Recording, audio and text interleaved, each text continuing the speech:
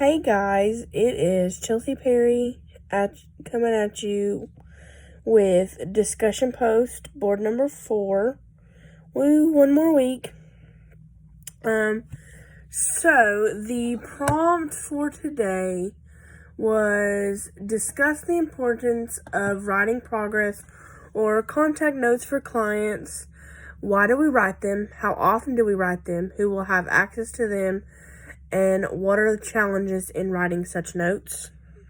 So obviously, progress notes are basically to show where the client started, where they are now, and where they want to be. Basically kind of like a goal sheet. And so it basically kind of gives you steps on how to help them. It just basically it just tracks the client's progress, or if they're not making any progress, it also tracks that too. And as far as like who has access to them, I mean, anybody in your organization, I feel, should have access to them. Obviously, they have to sign a consent form if they want to release to anybody else, unless they're going to harm themselves or harm someone else. So, I mean, it's basically, I feel like it's kind of up to them to decide basically who has access to it. Because if they don't sign a consent form, you can't share it with anybody else. But if they sign a consent form, you can be like, hey, look, here's this, like, I need help with this client or whatever.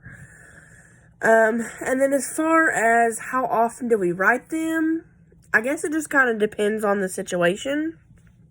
I guess it just, like, some clients maybe progress faster or don't progress fast enough. I don't feel like you need to do one every session. I mean, I've not practiced, obviously, I'm still a student. But I feel like, unless they have made progress, or if they've made a setback or whatever, I feel like they shouldn't be done, but that's just me. That's my opinion. Obviously that may change once I get real world experience, but, so some clients may require the progress more often than others. Rather than if a client is making no progress, they may require them not a lot. Sorry, I keep playing with my forehead. I got really bad sunburnt last weekend, and now my skin's starting to peel, so I look like my flesh is falling off. That's why I keep playing with my forehead. So just ignore that. So what are some challenges?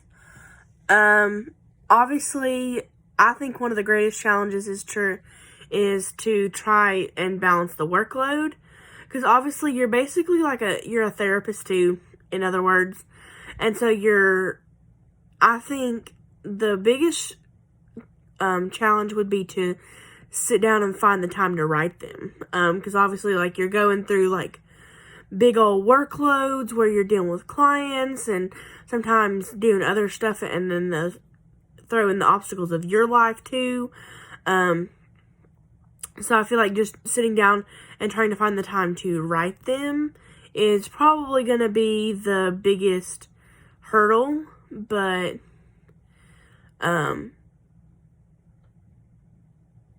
yeah, so that is about it. I will see you guys next week for discussion board number 5. Woo.